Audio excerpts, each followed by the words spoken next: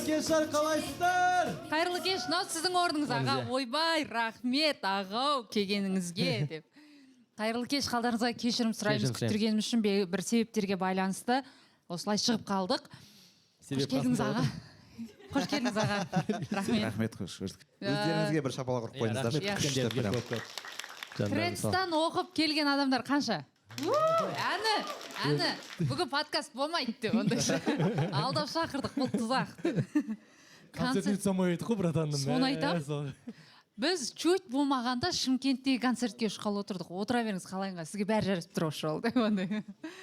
19-шы қараша күні Шымкент қаласындағы концертіне барайық деп отырдық қой. Бүгін қонақта Ғайсхан Шекербек ағамыз. Рахмет. Біз іштен әңгіме етіп бастадық та, мына жаққа кіріп кетіппіз ғой. Арнайы өздеріңіз білетін әнші, композитор, қазір ойбу концерттердің Трендстің төрінен түспей жүрген концерттердің қандай ұйымдастырушысы. Рахмет. Рахмет келгеніңізге шақырғандарыңызға. Стиль Аға, нәшнешкемен төсектен ат тұрған сияқтысыз қандай. Аристократичный үйде тұратын сияқты. Туфлимен ұйықтай беретін. Аяқ киімді біраз таңдадым, нан киіп көрем болмайды, нан киіп көрем болмайды, қайтып шалбарымды ауыстыра алмайды. Біраз әбір шықтым кәдімгі. Әбір жеңіз осы болса. Сіз Таразда концерттен келдіңіз, кеше Таразда концертін беріп. Кеше Тараз қаласында концерт бердік, бәріңізге қайырлы кеш, рахмет. Сөйтіп кеше Тараз қаласында концертіміз аман-есен өткізіп, сонымен біраз музыканттарымыз түнде қайтамыз қалмаймыз деді. Сосын бір-екі жігіттер жаңағы концерттен кейін енді біраз 9 күн демалыс бар ғой, 8 күн демалыс бар. Таразда барғаннан кейін баняға түсіремін деп енді оларға уәде бергенмін ғой. Сөйтіп біраз шаршадық, үйге қайтамыз, түнде болса да шыға береміз деп қайтты. Сонымен 4-еуі қалды. Сонымен соларға уәдемді орындап, азында ұйықтап тұрып барып шығамыз деп жүрген кезде түс болды. Сонымен жаңа 4:30-да жеттік. Сонымен жаңа үйге келіп ұйықтап тұрып, кішкене әлі басым загрузка 96% болып тұр әлі, қазір 4% қалды. Оянады. Ақырындап қосылады өңші, 99-ға жете ма? Аға, қош келдіңіз. Бұл сыр жобасы. Бұлай енді бізді өмірде жетік, бұлай білесіз. Біздің сыр дейтін YouTube жобамыз, подкаст. Жалпы махаббат тақырыбындағы барлық, махаббатқа қатысты барлық тақырыптарды әзіл арқылы жаңағыдай қозғаймыз, әңгіме айтамыз, историялары болсын, green flag, red flag, андай мұндай деген секілді сұрақтарыңыз болса жастарға деген. Мен жасқа жатам ба? Жатам ғой, мен жас. Жатасың. Бұл бер жағаға, ар жақ қырғын соғыс болады. Қазір өте қиын. Сіз кіріп кетпейсіз, осы үшеуміз ақ қоқысып отырамыз әшірет негізі. Сен ажырасаңыз болды. Оң терісін айтып үлкен отырып сыйласаңдар ше. Сондай болсаңыз. Бұл өзі көрермендеріміз біледі. Гала бойдақ, білесіз, биыл 30-ға келді. Бәрекелді. Сіз 30 ғой, 30 жақтың? 35. 35, клуб 30. Мен жаңа кеше жазып қойыпты, жаңа 40-тан асқан кезде құтырды ғой, бір түрлі екен, 35 деймін ғой деп қойды. 5 жыл деген кәдімдей адамға нормально ғой әлі. Қылық шығарып дейтін, Ой, қазір 30-дан асқан соң 30 жарым дегеннің өзі әжептәуір үлкен не беріп тастайды. 31 дейсің ба десе, әлі 30-дамын дейтін. Неге 30-ға келгенде резко настроениең түседі? Мысалы, сізде сондай болды ма?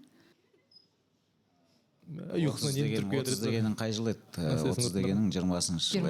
Ол кезде 30-ды ойлайтындай болған жоқпыз, карантин болды ғой. Білмеймін. Карантин кезінде 20-шы жыл. Өзімше ойлап жүргем, мен 25 жасымды тойлағам. Одан кейін 16-18 жасымды тойладым ба, әйтеуір қалған кездің бәрінде тек кішігірім өткізем. Сол 30 жасымды тойлайын деп жүрген кезде карантин болып кетті. Түк қызық болған жоқ. 5-6 адам отырдық дегендей ғой. Сондықтан 30-ға енді қанша есімде жоқ, настроением түсті ма, сол карантинмен әлек болып жүрдік қой кезде. Карантин жылдар негізі есептелмейді ғой, 2 жыл. просто ішін жоқ болып кетті ғой өмірімізде. Бірақ сол карантинде туылған балалар биыл 1-ші классқа барды ғой, білесің ба?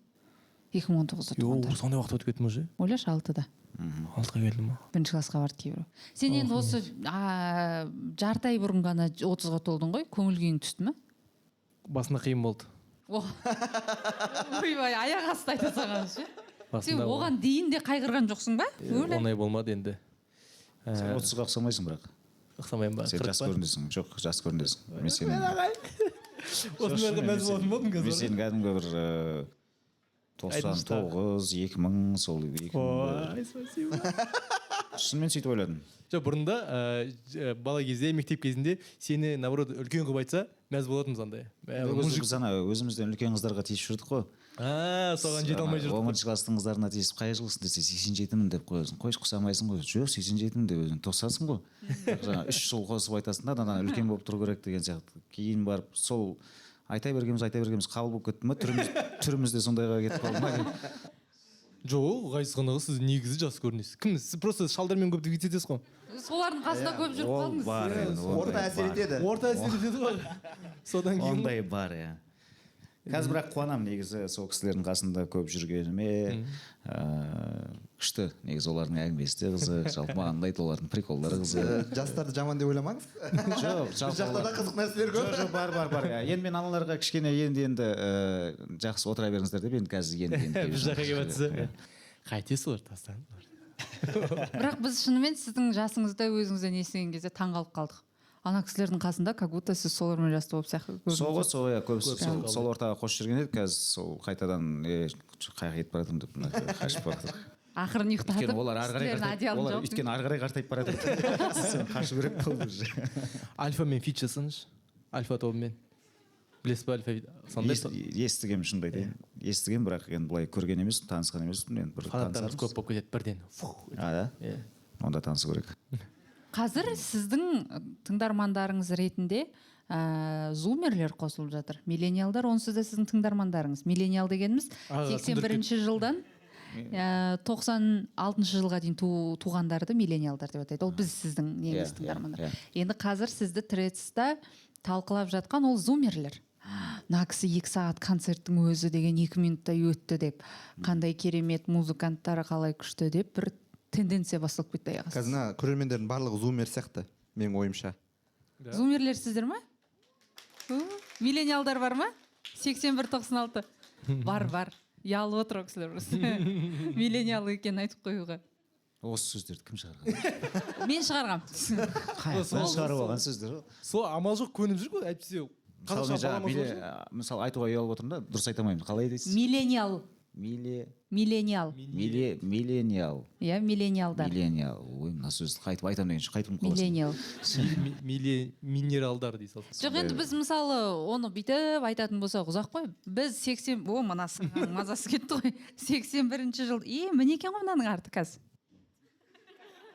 Андай болу керек деп ойлаймын да, мысалы зумерлер деп жатыр, зумерлер. Бізді бумерлер дей салған сияқтанды. Оңай болу керек. Ол бар ғой и так. Бумерлер біздің әке-шешелеріміз. Әке-шешеміз бумерлер. Жақсы. Аняқа кетіп қаласың, иә? Жоқ, мысалы біз қиын болса да соны айта берейін. Ар жақтан алып келіп алып тұрмыз сізді. 1981 мен 96 жыл туылғандар деп айтқанша, миллениалдар деген әдемі сияқты. Жақсы. Ал біз айтам айтқан ғой мен. Мына өз-өзіне тілі келмей жатыр. Миллениалдар. Миллениалдар. Эл бар екен, миллениалдар. Милен деген жаттап алу керек. Мил деп бастау. Концертіңізде өзі сөйтіп бір-екі рет айтып қойсаңыз шулайды өздері. Иә, бір-екі рет тексеріп көрсін. Бұл күшті ход қой. Залда миллениалдар бар ма? Дейсіз, дейді. Зумерлер. Ашылып бастады. Жай. Бірінші зумерлерді бастап көре берейін. Зумерлеріңіз әдемі. Сол миллениалдар дегендер мен сияқты шығар, олар әлі жаттай алмай жүргендер шығар. Осы жылдың сондайын жаттап үлгеру керек. Сізге тапсырма. Тексереміз деп. Біздің жалпы бұл подкастта кринж, ред флаг, грин флаг сондай сөздер көп қолданамыз. Газлайтинг. Иә, ана күні мен көрдім соны. Грин флаг, ред флаг деген не деп сұрадым. Грин флаг дейтін мен. Мен түсініп алдым. Грин флаг деген, мына ана күйеуі жақсыларды green flag дейді екен, жақсы жігіттерді. сен қызға удобный болсаң green flagсың, сәл өзіңнің көзқарасың болса red flagсың. Құндылығың болса, өзінің принципің болса. Алдында біреу сол трестте жазып қойыпты, міне green flag деп бірдеңе жазып қойыпты. Менің баяғыда бір келіншегімді бір неге апарып, жаңа Дубайға барған кезімізде екеуміз мен сияқты келіншегің болса, мен сияқты күйеуің болса, сенде ана келіншегі маған қарап отырған сурет бар, соны мен салып қойғанмын, әзіл деп. Мен сияқты күйеуің болса, сен де маған өйстіп қарап отырасың деп салып қойғанмын. Соны міне green flag деп жазып қойыпты да. Соны астында тамаша мынау деген жоқ, біреулер қалай деген не дейтін еді? Ана әйелін қысып ұстайтындар дейді. Абьюзер? Тиран? Жоқ, тиран емес, абьюзер емес. Манипулятор? Надан келеді. Нарцисс. Нарцисс қой, мынау нарцисстік әңгіме ғой деген сияқты. Нарциссмін. Иә, сол нарцисс деп green flag деп қойған. Ой, бұны да білеміз бірдеңе деп жазып қойыпты да. Сөйтсе, оның астына жұрттар жазып жатыр. Не болған? Саған архивтерді ақтарып, масқара бірдеңелер шығарып атпаса екен деп кәдімгі қорқады екенсің қазір. Қазір байқау керек. Өзі енді танылып келе жатыр мен ше. Нормально, енді жиналып келе жатыр, құдай қанша жылдан бері енді міне тыңдармандар жиналып келе жатқан кезде айналайын тыңдап жүрейікші. Мен сізге галасия оқыдың ба ол нені или білесің ба? Ағаға кішкене тағы да бір аудитория алып келдік. Аға өзінің келіншегі ботагөзге ботағасы деп айтады. Иә, ондай бар. Ботағасы дейді. Сіз ботағасы дейсіз ба? Енді, иә, ботағасы. Өзін фотосын салған ғой, жаңағы отағасы, ботағасы деп қойған. Әдемі ғой. Ботағасы дейтін қызы екен, ботағасы дейді. Мен айттым да соны, білесіздер ма қалай атайтынын деп. Ол мәжбүрлі түрде айттыңыз ба оны, ботағасы дегенді, әлде? Жоқ. Еркелетіп айтты ғой. Өмір айтқызады екен. Иә, қазір тағы да бір сөздер қоссам ба деп жатырмын, қазіргі жағдайларға байланысты. Айтыңыз. Замандағы жағдайларға байланысты, мына қазір қоғамдағы, инстаграмдағыларының байланысты барынша green flag болу үшін көп сөз қосу керек болып тұр. Мен оны қатты құлай сүйгендігімнен деп бастаппын. Иә, сондай сөйту керек болып тұр.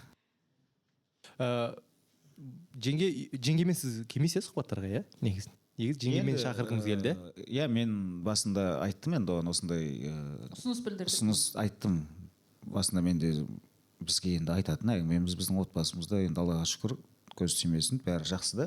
Соны ойладық, барсақ барып қайтамыз деп. Сосын жаңа келіншегім айтты, сен ана қатты green flag болып кетіп, ертең сенің бір жерде ырбыңдап тұрғаныңды көріп қалып. Сосын мен келіншегім ботағасын салып қойып, ой бұл мына байғұсқа болыпты, мына байғұс демей тұрғанда тыныш жүрейікші деп. Өзің бара берші деді. Сол. Иә, күшті шешім. Енді ол да ақылдылық деп ойлаймын дегіз. Қазір енді ойбай шақырып жатыр екен деп мәз болып, экранға қызығып, оның бәрінің артында жауапкершілігі бар. Оның бәрін ертең бала шағамыз өсету, көреді, ертең қандай. Бірақ енді Құдай сақтасын, ойымыз бәрі мақсатымыз дұрыс болғаннан кейін. Бұның бәрі сол дұрыс болғаннан кейін сол дұрыс нәрсемізден таймайық деп, ондай нәрселерге қызықпайық деп. Сол енді ол ботағасының ақыллылығы енді. Иә. Рас. Ботағасы. Негізі интернет помнит все дейтін сөз бар ғой. Сол жақты сол байқау керек екен. Мә онда кеттім ғой мен. Кеттің ғой, болды ғой. Анау арғы 7 ата тегіңе дейін бала шаға шөпшекке дейін кетіп отырсың ғой. Құтқарылмаймын ғой ешқашан. Құтқар мені деген ән шығар.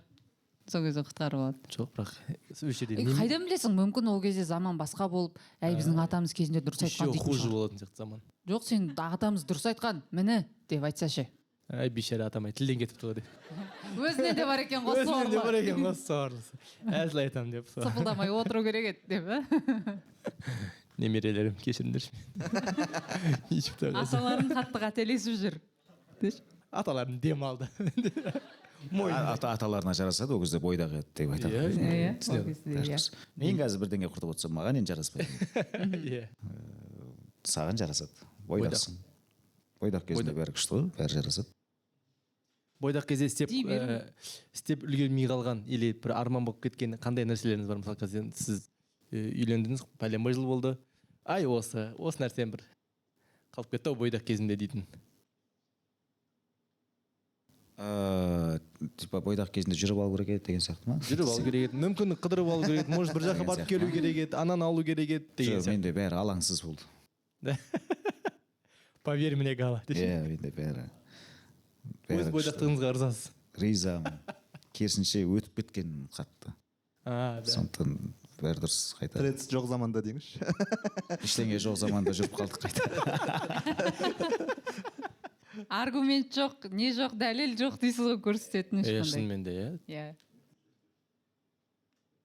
қазір мысалы мен өзі жалпы біреулер айтады ғой батыр бірдеңе мен шынымды айтсам қорқақ адаммын мойындаймын жаман қорқамын. Не үшін қорқамын? Себебі мына өзімнің өнерім үшін сол творчествоны енді бүйтіп жасап келе жатқан кезінде бір жерден тайып кетіп соның бәрі қазір мысалға қазір көп адамдарда тайып кетіп жерден алып жерге салып жатқан көп қой қазір.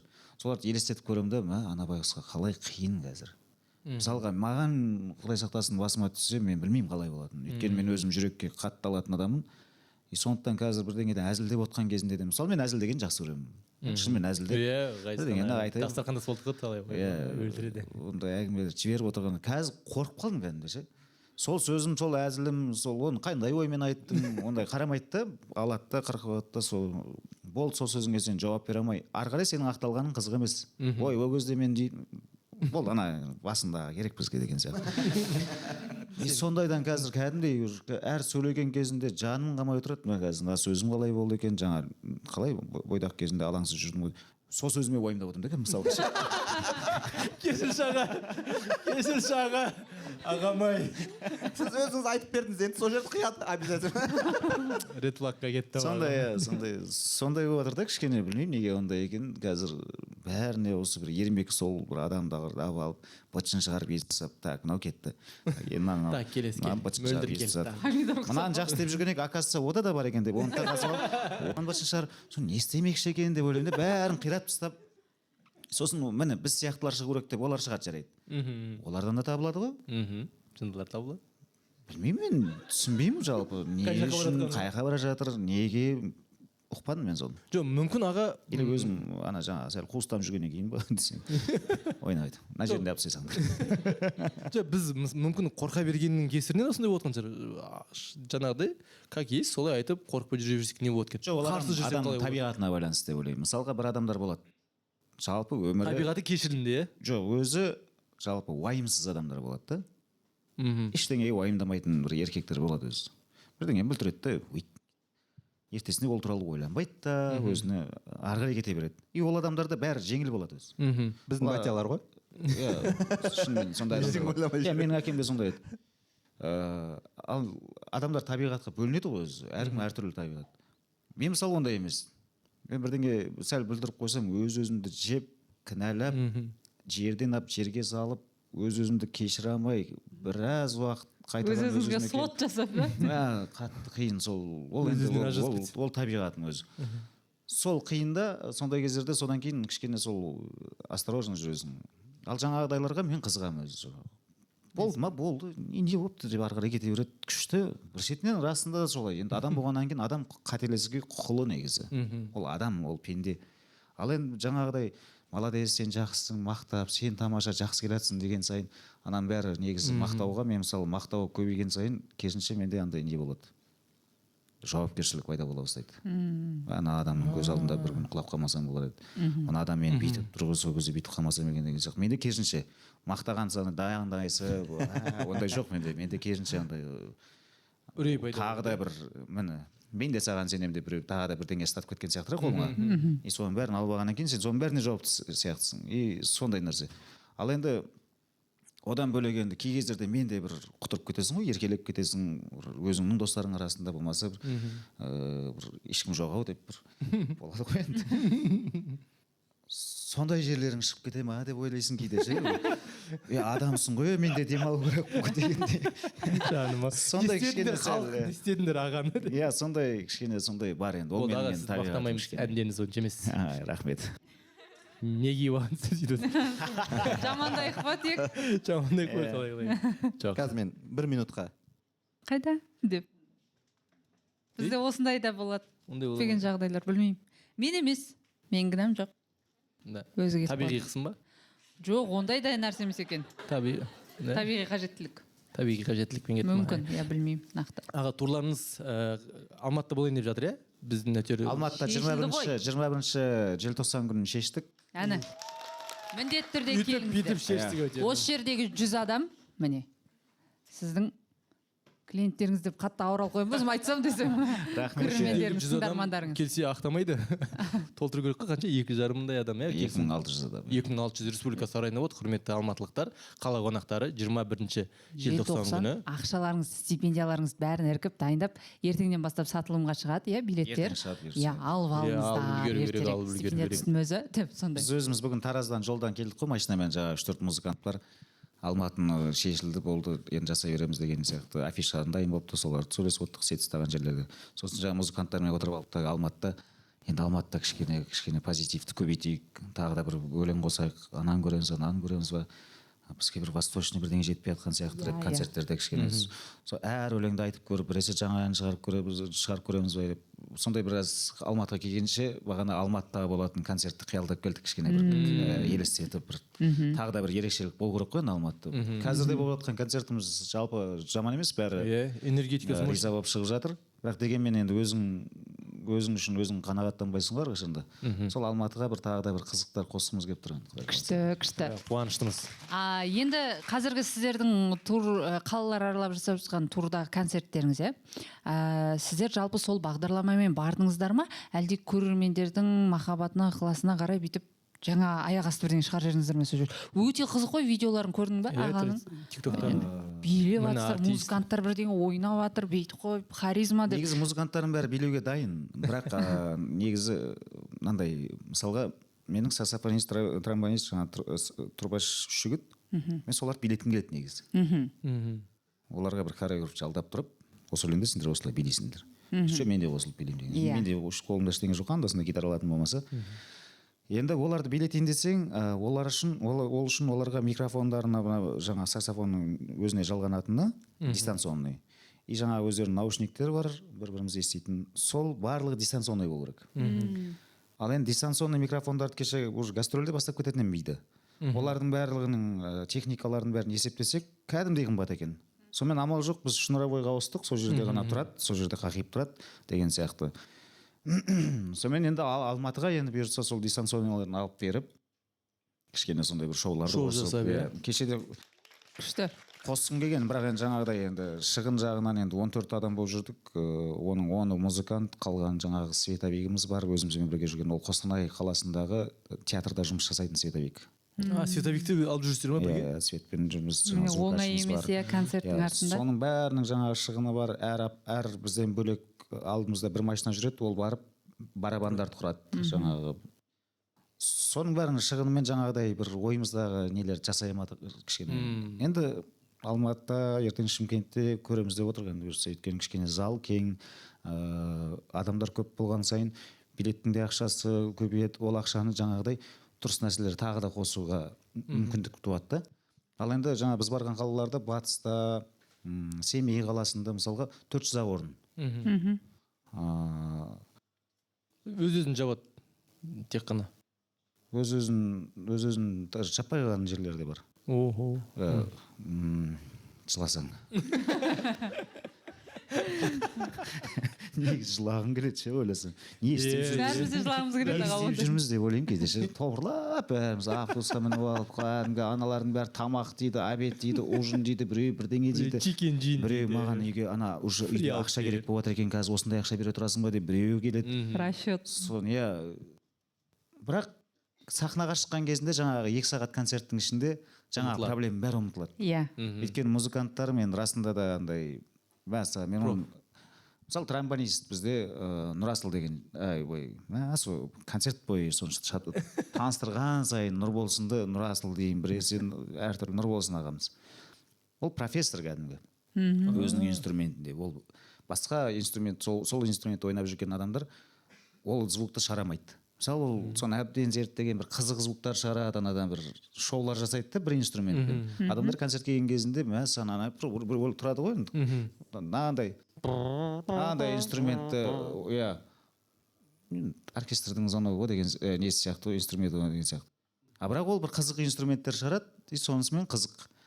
Сол жаңағы инструменталистерім сондай әртүрлі, и бір концертте мысалға ойнаған нәрсесін екінші әнде сол бір әндер ғой енді айтып жүргеніміз. Соны келесі күні сол арасында сол ойнайтын болса, кешегіндей емес, мүлдем басқаша ойнайды да. Ал кісі.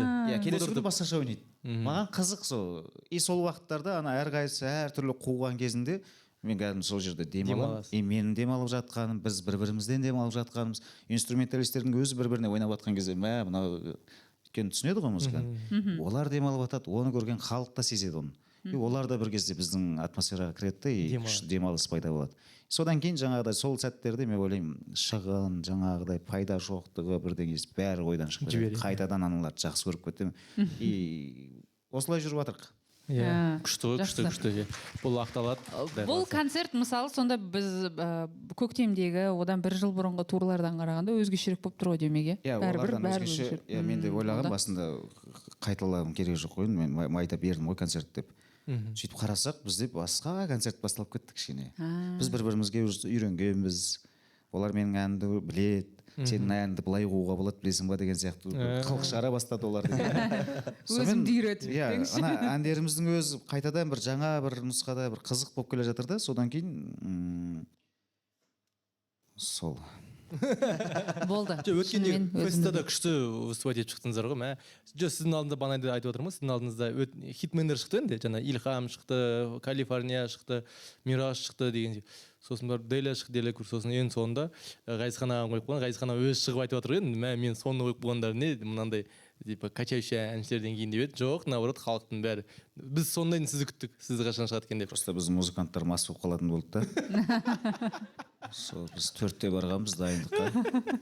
Жаңа настроить ету керек, барабан бар, ұзақ тірлік қой кәдімгідей ше.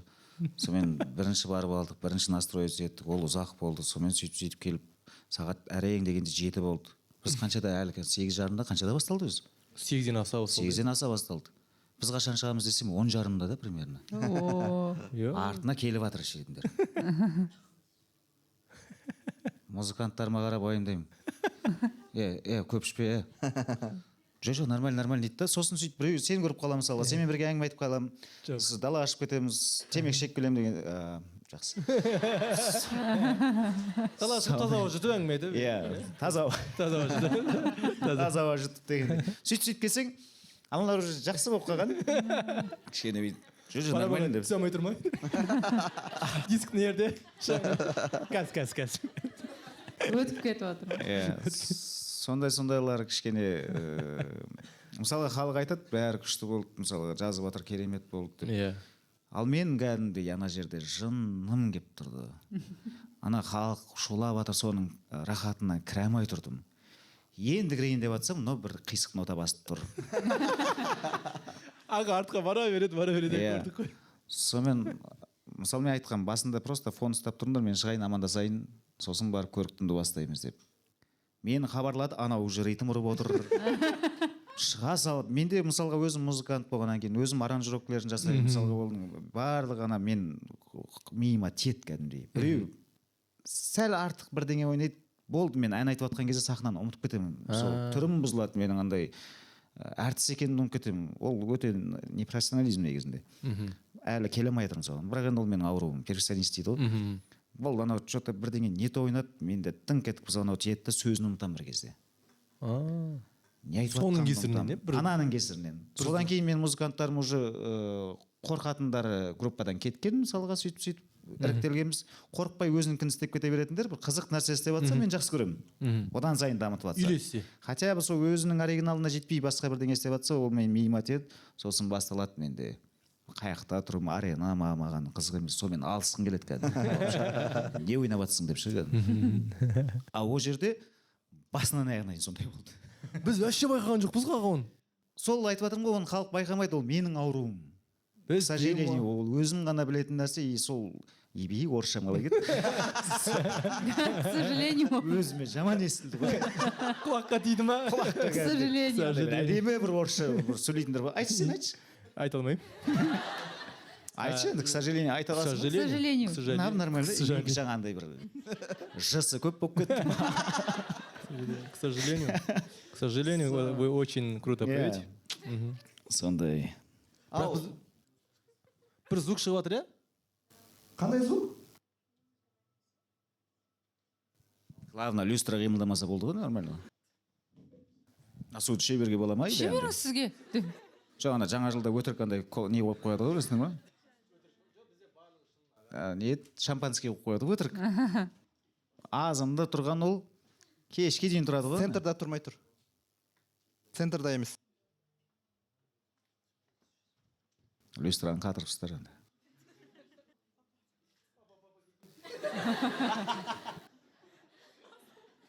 Анау шығып кетті дейді ма? Тағы бір брат закрепить етпесең. Маған. Иә, тағы біреу. Көрдің ғой ойынан. Иә, папа кетпеш. Жаралы сезім ғой? Соның ішінде маған ана басқа жер ұнайды. Маған ана жер ұнайды, кішкентай балаша. Кис деп тұратын, білесіздер ме, білмейсіздер ме? Сіз точно жаралы сезім көрдіңіз ба? Иә. Жоқ, анау қыздың үйіне немеге встречаға баратады ғой, әке-шешесімен танысуға. Сол кезде бара жатқан кезде бір бала мысығы төбеге талға шығып кеткен, соны сұрамай тұр. Иә. Бұл соған көмектесем деп, ана баланың үйіне көйлегі жыртылып барады. Иә. Сол жердегі ана енді баланың жаңағыдай мысыққа көмектесу керек, сол сценарий ғой енді. Сол келе жатқан кезінде ана баланы салып қойғанда, ана өтірік та ана байқұс кішкентай кис. Сол жер қатты есіне қалған. Да, жаралы сезім. Сосын 25 теңге дейін бар едім. Шнаппиді қойған маған бағанды. сол жердегі ана бір ұнайды, үйде қымыз ішіп мамасы, ей, сен қыз қымызды неғып ішіп жүрсің дейтін ана же. Аяқ ауыр оқыған кезде. Иә, сондай бір жер бар еді. Екеуіңіз ғана жаттап алған сияқтысыздар ғой. Қыздарға ғана байланысты одан кейін ол жер ұмытып кеттім. Бірақ сондай андай қымыз ішіп бастап, мам мен де ішейінші десе, ей сен қыз неғып қымыз деп андай қыз бір рет ішіп тұрған қымызға реакция андай да. Типа түсінем 17 баклажка жатса қасында чай ішама десе. Балғымыздар жатса. Бірінші рет ішкен қымызға реакция қалай деген сияқты андай резко. Сол кезде білген ғой қымыздың құдырдатын да. Мереке дегеніміз жып-жылы көлікте отыру. Сондай-ақ Яндекс Плюс жазылымымен Яндекс Гоу жанармайда 3%-ға дейін кэшбэкті ұпаймен алу. Мен андай нәрсеге таңғалам. Бір фильмдерде әйелдің аяғы ауыр екен неге андай талып қалып көрсетеді. Талып қалады, барса анализ тапсырады. Уайымдамаңыздар, бәрі жақсы. Сіздер жақында ата-ана боласыздар деп андай.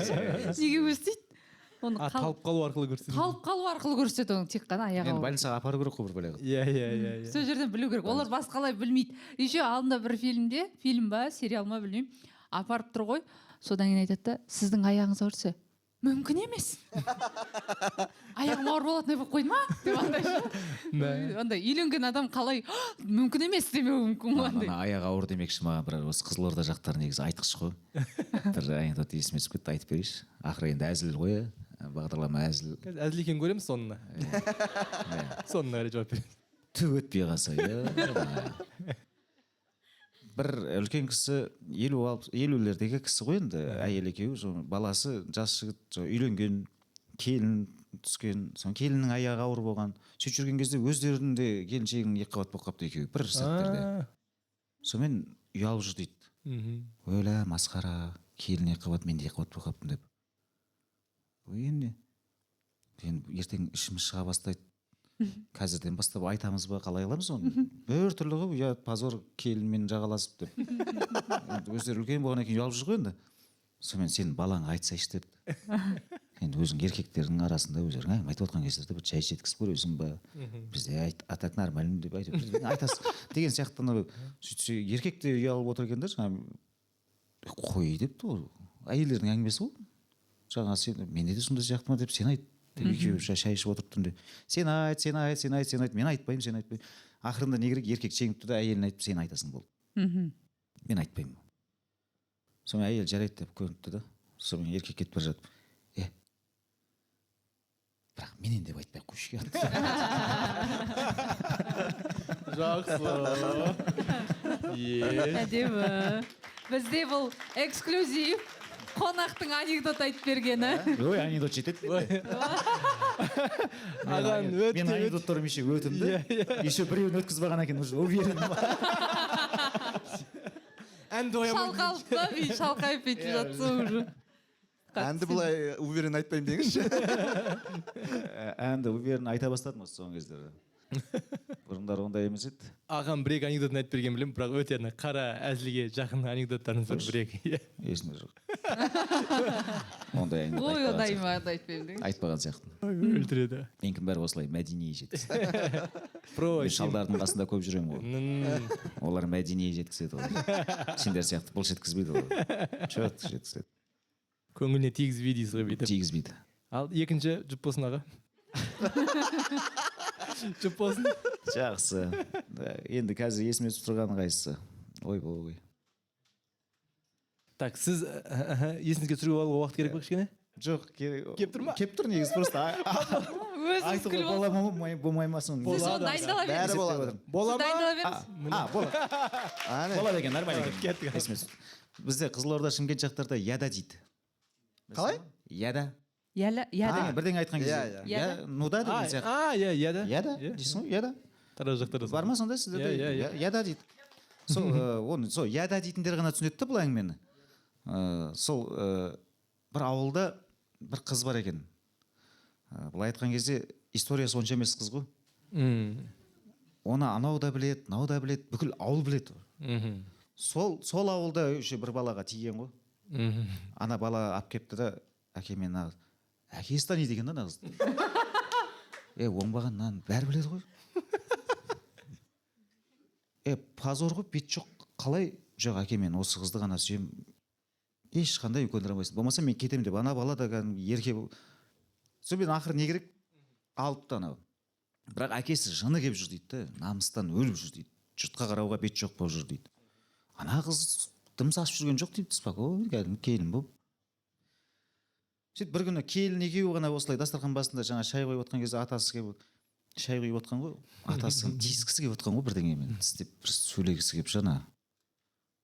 Сонымен шайын ішіп берген ғой енді. Сен құйып отса мысалға.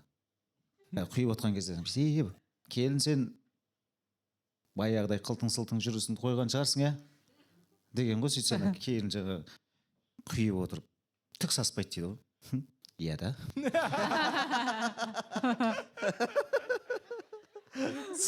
Сол анекдот естігеліге кәбірей бірдеңе десе, иә да.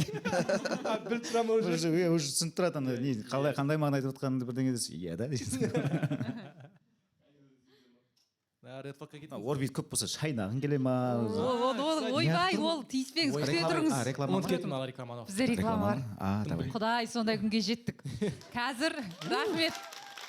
Қазір бір дейтін сәт болды, соңында дайын отырыңыздар, жарай ма? Жалпы дүйсенбі күні қандай күн сендер үшін? Сізде енді мысалы жалпы суббота воскресенье күні абсолютно жаңағыдай жұмыс күндері ғой сіздер үшін. Тек бізде енді суббота воскресенье демалыс күні, ал дүйсенбі күні бізде нағыз жұмыс басталатын күн. Өте жаңағы стресс күн ғой. Аптаға жаңағыдай бір аптаны жоспарлау, алдыңғы аптаның шаруаларын реттеу деген секілді. Сендерде қандай күн дүйсенбі? Тура солай менде де. Қарбалас, алдыңғы аптаны жоспарлайсың, өткен аптаң бар. Өзі ауыр басталады ғой дүйсенбі. Бірақ мен бұдан кейін қиналмаймын деп шештім. Енді мен үшін дүйсенбі хаостың басы емес, қайта жүктелу күні. Жүктелу? Иә. Точно сондай ма сценарий? Қайта жүктелу, мен оны өзімше чил күн деп атаймын. Чил күн. Иә, таңертең тұрып, андай жеңіл таңғы ас, әуен қосам, сөйтіп жай ырғақпен бүйтіп дүйсенбіге кіріп келем да жаңа аптаның басына ше. Ең бастысы ешқандай стрессіз. Күшті. Мен де солай істегім келеді үйде. Бірақ сен солай чил күн жасап жүрген кезде мен Дараны балабақшаға апарып жұмысқа кетіп бара жатамын ғой. Негізі сен де өзің осылай демала аласың. Өзіңнің дүйсенбіңді сәлде бір көңілді өткізу үшін орбиттің осындай чил боксын алып алсаң болады. Бұның ішіндегі заттарды қарайық көрсетейік. Мынау ақ сандығым ашыл, ішінен Шопер. Прикольно. Сосын мынандай жылы худи. Міне, мынандай. Худи ма мынау? Сосын мынандай құлаққап. 4 худи. Міне. Осы, міне. Ана бір кит шығарып отырған адам сияқты мен бар ғой. Сосын міне мынандай термос ба, мынандай кружка бар. Осындаймен ұсақ болса да өзіңе керек зат, ұсақ зат емес ау мынаның барлығы.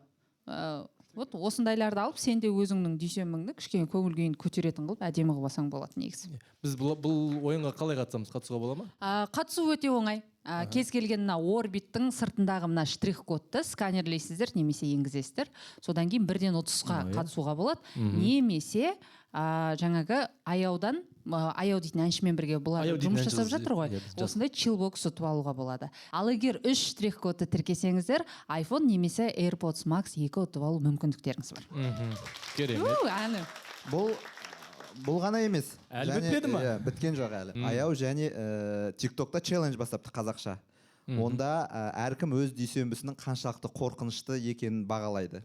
Соны жасап көруге де болады бізге. Сонымен қатар қазір орбит контент зоналар орналастырған қала бойынша сіздер сол жерге барып өздеріңіздің жаңағы чил сәттеріңізді түсіріп жаңағы 30-ға қатыссаңыздар болады. Ол контент зоналар 16 желтоқсанға дейін Мақатаев көшесіндегі мегапаркте орналасатын болады. Сол жерде осындай сыйлықтарды ұтып алуға болады. Видео жүктеп, біздің көрермендер тоже қатыса алады. Осы жаңағы шығарылымның астына комментарий жазыңыздар. Өзіңіздің стрессті дүйсенбі күніңізді қалай чил қылып өткізетін лайфхагыңызбен бөлісіңіз. Ең көп лайк жинаған комментке біз осы боксты сыйлаймыз. Чил боксты сыйлаймыз. Яғни дүйсенбіңізді әдемі, көңілді, стрессіз өткізуге болатын қандай да бір лайфхактарыңыз болса, соны жазып кетіңіздер. Ең көп лайк жинаған комментарийға осындай чил бокс. Рахмет. Керемет, енді дүйсенбі соншалықты қорқынышты естілмейді. Әлі біткен жоқ па? Міне, осы. Береміз. Соңында осы дегеннің бәріне сағыз берем. Рахмет. Сізге бір пачкаға таңдап алыңыз. Рахмет. Неше түрлі мына бар ғой? Дейді, вишня кола дейді. Кока-кола пепси дейді. Рождественский микс дейді. Қазір мен шайнағым келіп отырып, кейін есіме түсті қарным аш екенін ше. Одан сайын қарымды аштырып Шыдайық. сосын шыдайық. Сіздің мысалы концертіңізде Алматыда болатын ол жақта спонсор кіреді ғой негізі, спонсорлар іздейсіздер ме әлде тек өздеріңіз ғана ма? Жоқ, сон бар ма? Мынаны сай саған қазір. Ұстаңыз. Өзім кестіріп беремін. Сосын мен де жаңа концертін тоқтатып қойып жаңада әңгіме айтып отыратын да. Чил бокс деп. Аяу деп. Музыканттарыңыз анау киіммен тұрады. Орбиттің киіммен аға. Біреуінің құлағына наушник кигізіп қойыңыз. Наушник бәрі дайын тұр. Бізде оған көнетін Эдик қана өзі. Эдик көндіруге болады. Жоқ, құрметті. Музыканттар Шайнап қойып ба? Не шайнап тұрсыңдар? Ортасында шаға теріс бұрылып, не шайнап тұрсыңдар? Шарик шығарасыз да, қайдан ғана жолықтым дейсіз да, пух кетіп ат жүресіз. Орбит Ғайсхан аған жекесінен шығындар, концертінде көріскенше. Бірақ жалпы негіз бар ғой, аға, мен сіздің негіз түсінем.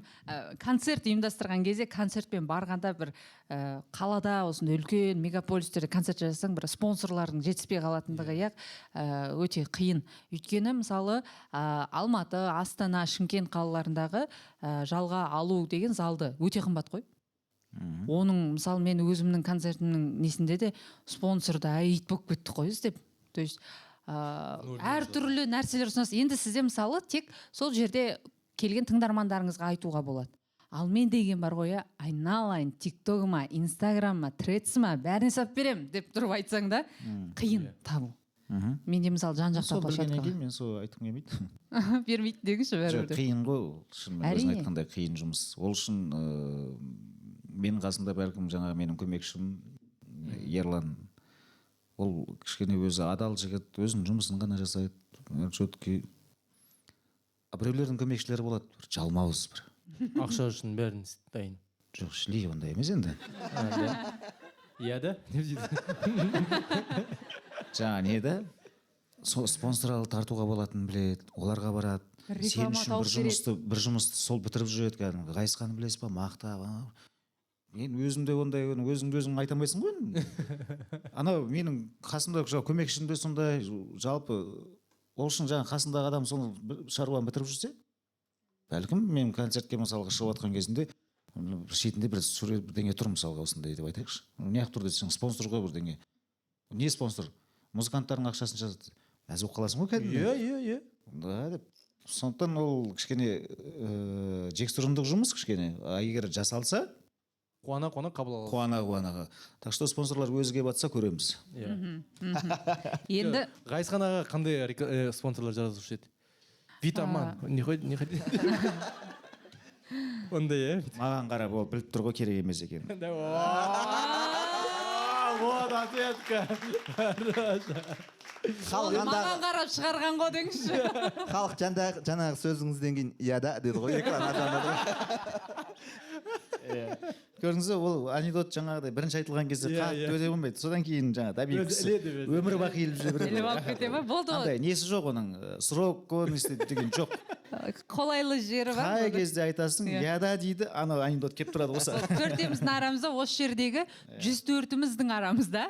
Жоқ, енді Иә да мынау шығарылым шығады ғой, ертең концертінде бәрі иә да деп айқайласа, таңғалмаңыз. Мен өзім достарым арасында бәрі ол иә да. Еще бұл анекдотты Мейрамбек аға айтқан берген маған. Ол да негізінде Мейрамбек ағаның бәрі андай серьезно.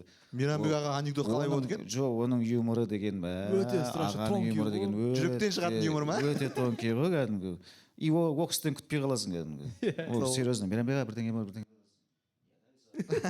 Құлайсың ғой. Оған андай екі есе өте ма ол айтқан кезде сондай. Мейрамбек ағаларды сол серьезный образбен қалыптастырып қалдық қой. Негізі осындай бір подкасттарға шақырып, басқа қырынан ашып көрсек, өздері қарсы емес пе екен негізі шақырып. Көресің ғой, жас емес. Айтсаңызшы осындай көрген жас емессің. Көресің ғой. Сіз айтып барсаңызшы осындай жас балалар бар. Делать нечего, что ли. Жоқ, ағаны басқа жағынан көрсетейік те қырынан. Сіз арқылы ғана шыға аламыз, ол кісінің жүрегіне сіз арқылы жол тауып тұрмыз негізі. Жоқ, түсініп тұрмын. Ол подкасттан не пайда маған соны айтыңдаршы десең. Процент бар бір ма? пачка орбит береміз. Орбит реклама. Мынау беріледі деп. Кішкене сондай бір процентін айтсаңдар, көремін кіріс. Болды, онда сөйлесеміз, жеке сөйлесеміз аға. Қазақ эстрадасына жол Ғазизхан аға арқылы. Ой, ондай емес енді. Қазақ эстрадасының короліне де.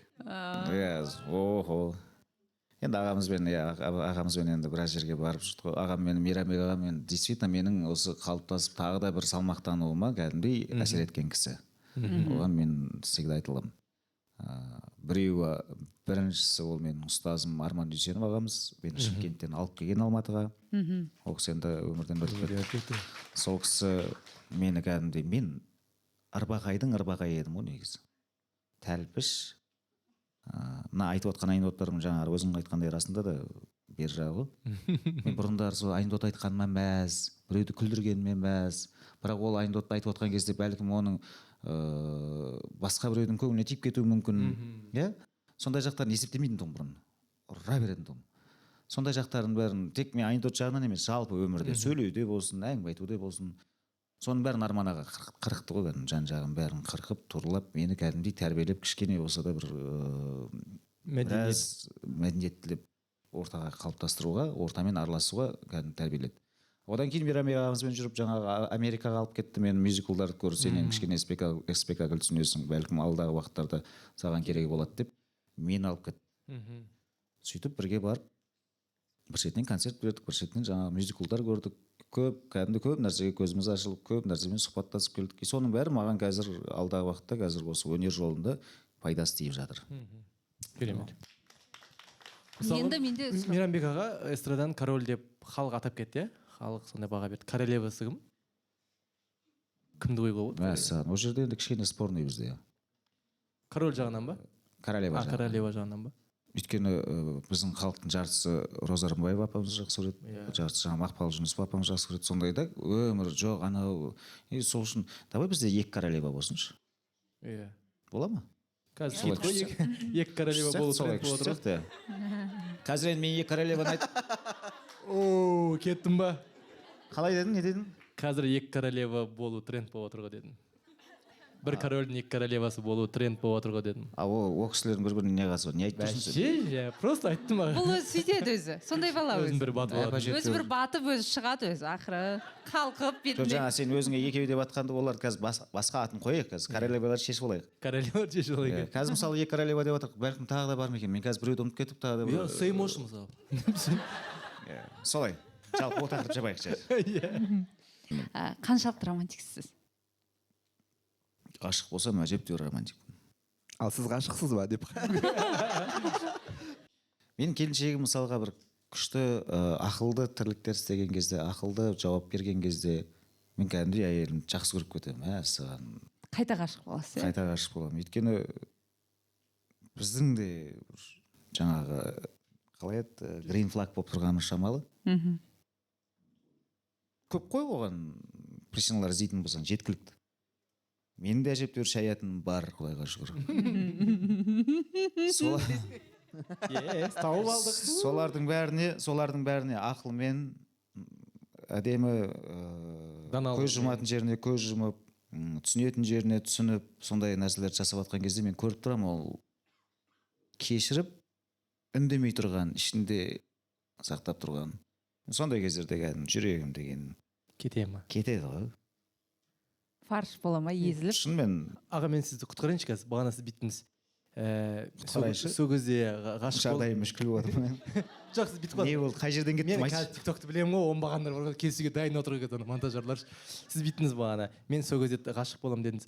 Значит, оған дейін ол ғашық емес қой дейтін нәрсе бұл. Сіз и так та әйеліңізге ғашықсыз, сондай қылықтарын көрген кезде одан да қатты ғашық боламын деп айту керексіз. Мен не деп Сіз жатырмын? бүйттіңіз. Мен сол кезде ғана көрген кезде ғашық боламын дедіңіз да. До этого как будто ғашық емес сияқты позиция болып Жоқ, олай емес, Ол- түсінікті ғой.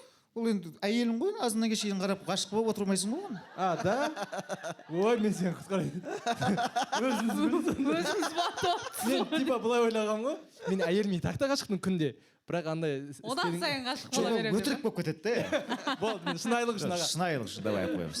Давайте. Әйелдер шынайылық үшін. Қорықпаңдар, айтыңдар. Мен өзім күнде ғашықпын, білмеймін. Осы сволочь. Міне, осындайлар бәрін құртады, міне. Осылай ғой. 200-ті сволочтар істеп образ создавать етіп тастаған, бәріміз күйіп жүрік соның кесірінен. Көрдіңіздер, Мысалға өзімен сондай бір сұрақ қойды да маған айтпақшы. Осы жақында болып жатқан жаңалықтар туралы осындай бір азанмен ұйқыдан тұра салып кешкісін Ернар Айдарды көрдіңіз. кешкісін иә кешкісін жаңағы жаңалықтар шулады, жақсылап тұрып мен де естіп жатырмын ғой. Азында ұйқыдан тұрып завтрак ішіп жатқан кезінде әңгімеміз бірден сояққа қарай өріп өтіп өзі. Сондай болады. Сояққа қарай кетті өзі. Сосын мысалға сенде деген сияқты маған сұрақ қойды. Қалай ойлайсың? Иә, қалай ойлайсың? Сенде мысалға жалығып кетуі мүмкін ба деген сияқты бірдеңе сұрады. Сосын мен шынымды айттым. Сен жоқ, расында сен менің уже ішімдесің. Ол мен миыма кіріп кеткен, мен кәдімгі немдегі табиғатымдағы адамсың сен. Сені былай шығарып қойып қайтадан қарап, сенен қайтадан қарап, минус қарап, или болмаса ондай жоқ болды. Ішіме кіріп кеткен, мен жүрегімдегі адам болды. Ол отбасың, мысалға балаң деген сияқты, қызың деген, сен қызыңа, балаңа андай бір әрбір қателігі үшін болмаса бірдеңе үшін, или болмаса адам бас тарта салам ба демейсің ғой, өзің балаң ғой ол. Келіншегіме де солай. Болды, ол мен келіншегім, ол мен сәл бірдеңе болып қалса, или болмаса одан или басқа вариант көремін ба деген. Ондай мысалы кірмейді. Қанға сіңіп кеткен. Ол сіңіп кеткен. Соған бірақ келіншегім риза болды. Манты жедік деңізші. Кешкісін манты жедік деңізші. Білесіз соқ жұткін. Деп па? Қанаттың әңгімесі бар еді сондай. Ол мен басқа манты, сіздікі басқа манты. Мен ана Қанат Әлжаппаровтың осы жақында сондай бір көргендер бар ма? Соны айтып жатырмын мен. Манты жеп келіп, бірдеңе менен сұрайтын болса келіншегім, сол күні манты жасайды дейді да, мен манты жақсы көретінімді біледі дейді. Сосын барып, ол бірінші удары болады дейді. Манты бергені уже мен түсініп отырамын, бірдеңе сұрайды дейді. Сосын оның екінші удары ол спальныйда дейді да. Соны бүйтіп жатамын дейді, өз бір кезде тамақтарын бәрін, ыдыстарын бәрін жуып, бір кезде деп қасыма келеді дейді да. Қасыма келіп, жайлап, ысылдап атқаннан бастап, и одан кейін вообще негізі мантының өзі жемей тұрған кезінде иісі күшті ғой дейді да. Әдемі ғой дейді да иіс. Оказывается, оның артынан кола, шай кетсе иіс өзгеріп кетеді екен. Сондай прикол бар да, сол ма деп жатырмын ғой. Менікі анау. Вообще наверное бәрін апсайсаңдар ғой. Менікі анау, типа келіншегіммен осылай қазіргі болып жатқан жағдайларды талқыладық. Оныкі дұрыс емес деп едім. Манты жеуге кетіп барамын дейтін не бар? Шутка бар. Тұрсынбектікі Мына кісінікінде апсай саласыңдар. сіз оны көруіңіз керек аға. Сен де мені көру керексің.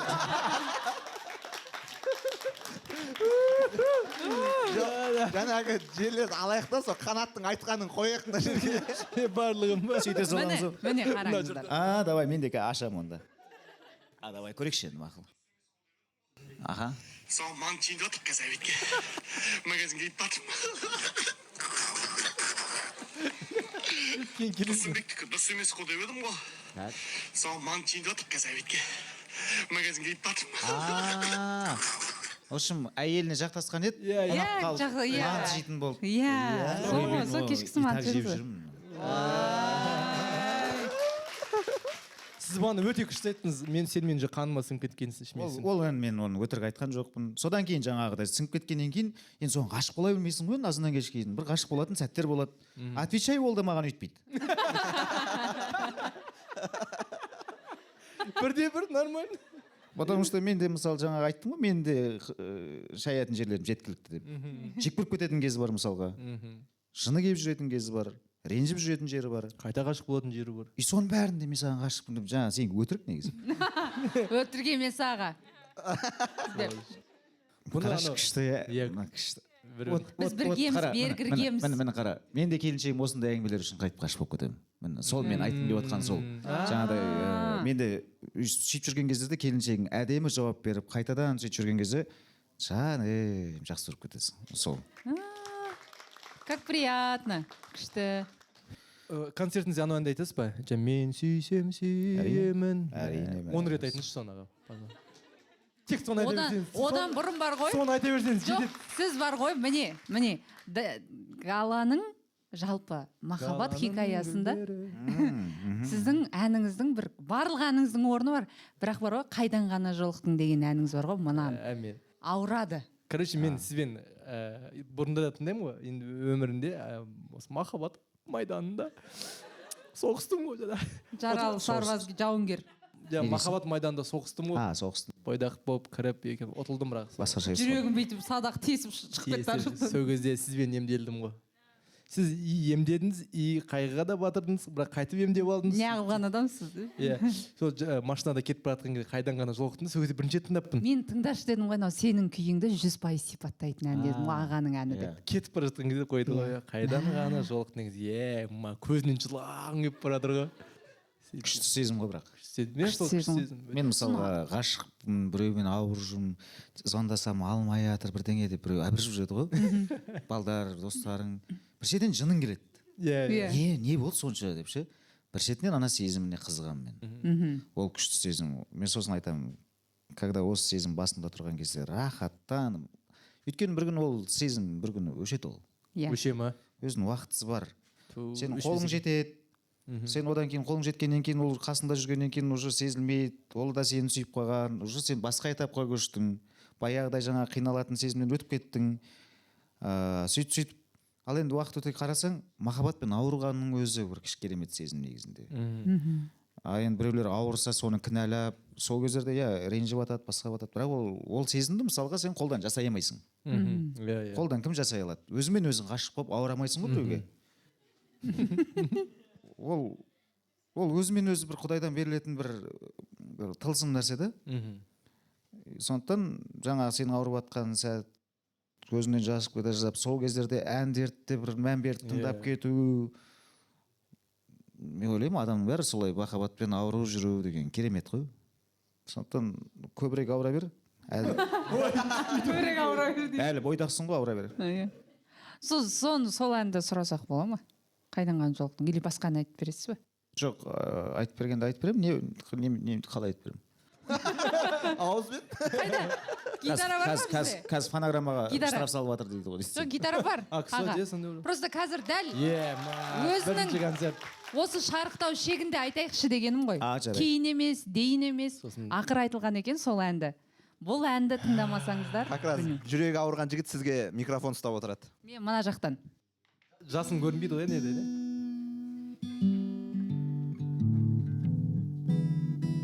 Сіз анда телефонмен нетпейсіз ба не? Телефонмен настроить етпейсіз ба не? Құлақпен ғой, құлақпен настроить етеді ғой. Қалай сен ыңғайлып? ана тиктокка мені артып салыңдар. алыңыздар.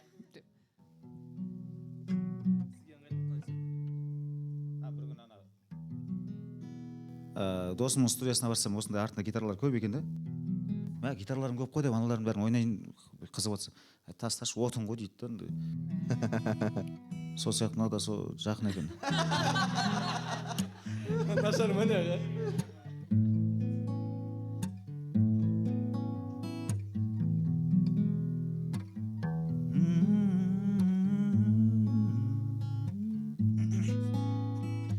Жүрегім соғуда, өкпем жоқ тағдырыма деген. Бақытты болуға талпынып барлығына көнем. Мейлі қыс па қоңыр күз бе, жаз секілді өмір бізге жаным, жаным. Саған жаным ғашықпын, қатты бауыр басыппын. Көзді ашып жұмғанымша сағынып қалыппын. Маған уақыт бөлмесең, өзің бақыт бермесең, махаббаттың мұң дертімен ауырып жалықтым. Қайдан ғана жолықтым.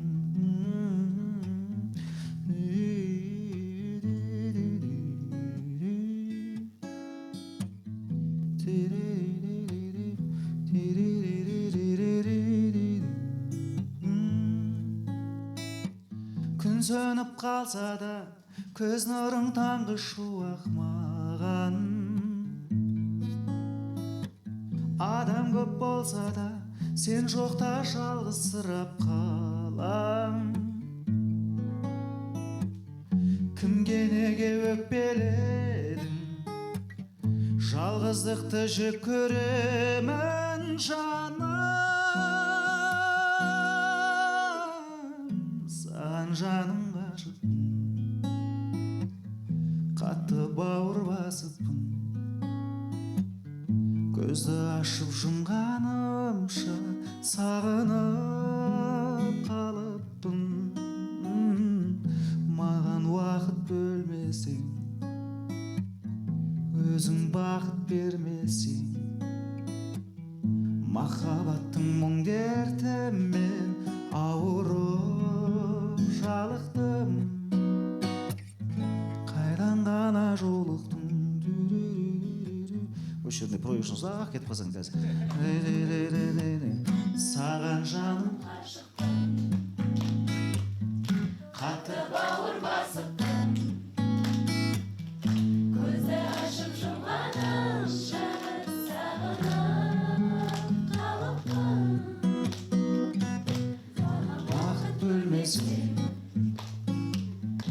өзің бақыт бермесең, махаббаттың мұң дертімен ауырып жалықтым. Қайдан ғана жолықтым. Рахмет аға, көп рахмет. Айттым ғой, концерт жасаймын деп айттым ғой.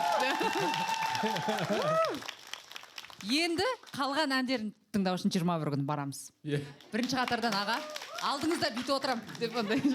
Соңғылдап жылап. Рахмет. Негізі осы біреулер бар ғой, концертінің мысалға билеттер ашады да, 2 күнде өтіп кетті, 3 күнде өтіп кетті десе, әсіресе жастар негізінде андай кішкене активный. Мен жұмыс жасайтын аудитория қазір жаңа сіз айтып жатсыз ғой, зомбилар. Қалай еді? Зомбилар дегеніңіз келмейді енді болды уже. Десеңіз зумерлар. Зумерлер, иә. Зумерлер. Зомби деген анау, иә. Зумерлер активный негізінде. Шынымен. Жаңағы біздікіне тілін келмейтіндей бар, потому что біз соны жаттай ма жүрген кезінде біреудің концертін ұмытып кете бересің да, болатын. Сосын тикетонда өлесің аңдып. Билетің енді қимылдап атады. Біреулер жақында концерт өтіп кеткеннен кейін өтіп кетті мәне деп жазып жатады. Менің сүйікті әншім едіңіз ғой, мен білмей қалдым. Тағы жазсаңызшы дейтінші. Күйдіріп, жаңағы зумерлер бірден де кірісіп кетіп бір біріне, олар мысалға достар болып жүреді, мысалға группаластар кетіп бәрі бар. И сенің билетің тез өтіп кетіп, мысалға барлығы билетің уже бітетінін білсең, алдыңда біраз уақыт бар. Концертіңе уайымдай бастайсың. Халық тола, ол жақты уайымдамайсың. Не істесек, біз былай бастаймыз, а может давай соны өзгертеміз деген сияқты. Ал жаңағыдай билетпен уайымдап жүрген кезінде сен торыстан жайында қалады, қоя тұршы, оны істейміз. Не отыр, реклама жасап берші деп жүрсің. Айтшы, анаған айт, қалай істеп жатсың, таргетке қанша теңге, күнде сол таргетке салып жатасың, әйтеуір сөйтіп жиналып, енді Аллаға шүкір келген адамды риза қылып қайтару, ол енді біздің міндетіміз. Ол жағынан әңгіме жоқ. Жаңағы келем дегенше ғой, мына рекламам былай өтіп жатыр ма? Әдемі кетіп жатыр, бөліп отқан жоқпыз ғой, айта берсең. Иә, сол мынау реклама жалпы сол. Тезірек өткізсе деген ой ғой, жаңағы өтіп кетсе деген қиял ғой. Сол кездерде ой бір шоуға дайындалатын ек та кәдімгі кішкене. Иә, Құдай қаласа, иә. Жаңағы 40-қа келіп қалай еді? Қылық шығарды деген сияқты, сол 40-қа жетпей ақ шығарып жатырмын қазір. Сол қылықтарды көрсеткім келіп тұр тезірек ше. 21-не. Көруге дайынбыз. Жоқ, біз честно, если честно, біз көптеген әртіс достарымыз бар, шақырту жібереді, концерттерінде боламыз, бірақ Ғайысхан ағаның бір-екі выступлениесіне болдық. Басқаша энергетика аламыз, басқаша бірандай сезім аламыз. Әңгіме жоқ, там шайқайтын әншілердің несіне барып тұра береміз ғой. Өткенде де мысалы сіз шыққан кезде жоқ. Как будто мін профи шықты деген сияқты болып. Маэстро. Иә, маэстро шықтымын деген сияқты сондай. Өйткені рахмет. Нелер бәрін өзі реттеп, өзі жүрді, соны өзі қызықта. Сен бүйтіп жүр, насырет дейіп жүр, жаңағы көрдік қой. Еще гитараңызбен кәдімгідей артист болып. Сол енді қазіргі ешқандай өзіміздің замандас, өзіміздің жасты әншілерді неткеніміз емес, жамандағанымыз емес, бірақ олардың жамандағанымыз емес, бірақ аға бар ғой деп бастап кетсең. Бірақ олардың концертіне біз енді бардық, жеткілікті түрде бардық. Бізге бір өткенде еңліктің концертіне барғанда Жұбаныш аға шықты да 3 өлең айтты. Ойбай, ұлығанымыз аян жерді қосылып. Ауылымды айттық, өкінбесен деген, Дидар өмір өлең айтпайтын, деп дико айтты. Сөйтіп өте күшті болдық та, біз сол сағынады екенбіз. Бізге оказывается жетпейді екен сондай әншілер. Жетпейді. Біз ойлаймыз ғой, жастар жүріп жатыр, жастарға бару керек біз. Сіздерге барсақ, сіздердің аураларыңыз, беретін энергетикаларыңыз, опыттарыңыз мүлдем бөлек екен. Біз соны түсіндік. Мен ең алғаш рет сізді қала күнінде Алматыда мына площадьта бар ғой, Республика сарайының алдында, сол жерде тыңдап Дидарға мә кісі дегенің жынды айтады ғой деп андай видеоға түсіріп сөйтіп жабайланып жібергем. Еще сізбен суретке түстім сол кезде. Сіз мені ол кезде танымайсыз. Міне мен жерге шақырып отырмын сізді деп сондай болса ке. Алдыма келдің ау деп қойсай. Те, кто были внизу дейтін ба? Пристегнитесь, мы взлетаем. Сол кезде танып бастадым. Оған дейін әндеріңізді андай естіп былай жүргенмен бірінші рет сіздің сол жанды дауыста күштілеп орындағаныңызды көріп, андай үлкен неде площадьта. Сосын бір өтініш емес, мынандай нәрсе байқадым. Әншілердің өзінің түпнұсқа өлеңін кішкене басқаша қудыртып көреміз деп жатсыздар ғой. Кейбіреулері андай категориясын жанрын ауыстырып тастап айтады или бір жоқ, олай жасауға болмайды. Иә, негізі вайб өзгеріп кетеді, иә? Олай болмайды. Полный вайб өзгеріп жібереді. Өзінің любой әннің бір өзінің бір звугы бар ғой, который самый хит қылатын. Соны өзгертіп тастаған кезде мен ренжіп қаламын. Ол дұрыс айтасың. Хит жерін не үшін өзгертіп тастағансың сен? Олай болмайды, иә. Негіз болмай ма? Мен дұрыс ойлап жүрмін онда, иә? Өйткені сен сол әнді солай жақсы көрдің. Иә, вот солай ғашық болдың ғой. Мысалы, сен ғашық болған қыз келесі кездессең, ана ерін істеп тастаған, давай. Басқаша болып кетсе. Келе ма, келмей ма? Келеді. Шашын бояп тастап. Жоқ, андай рок болып кетсе, тесіп полный, қап қарап алып. Татуировка. Иә, мен осылай да бола аламын деп тұрса қызың саған. Гоп деген. Жайшама дейсің ғой сен. Иә. Әнде тура сондай, иә? Әнде де солай. Сен ана әнді, сен сол әнді жақсы көріп, сол әнді қазір айтады. Келесі ән, мысалы, қайдан ғана жолықтың деді. деп атсаң ана қайдан ғана жанықтың düştім маған да деп атса жайма дейсің ғой сен. Сондықтан мен де оған қарсымын. Иә, мен өткенде 3-4 өткенде бір әншілердің нелеріне барып жүрдік қой, сол кезде 4 рет байқадым. Енді бір оталайын деп отқан кезде басқаша әнні, может сол ма, сол емес пе, неге ой, деп толыққанды жаңағыдай. Ол әнші өзі айтып өзі жалығып, өзі өзгертіп жібереді ғой, иә? Негізінде ма? Жоқ, ол мен бір рет жасағам ондайды. Өзімнен де бар. Ләңгі деген әнімді кез қайда асығатып, соны рок-н-ролл қылып тастадым. сол рок н роллды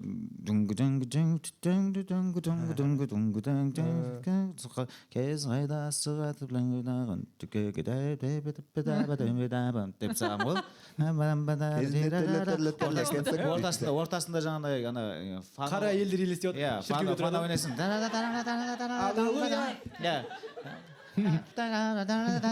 Қуып жатыр, өзімізге күшті болып жатыр ғой. Сахнада өзіміз мәз. Мен бірақ басталған кезде қайырмасына жетпей түсіндім. Что-то біз кеттік қателестік. Басқа көшеге түсіп кеттік. әпше көшеге, өйткені халық бүйтіп қарап жатты ғой. жетсіздер. Тура жаңағыдай жайма сенікі деді ғой. А ол халықтың жақсы көретін әндер еді.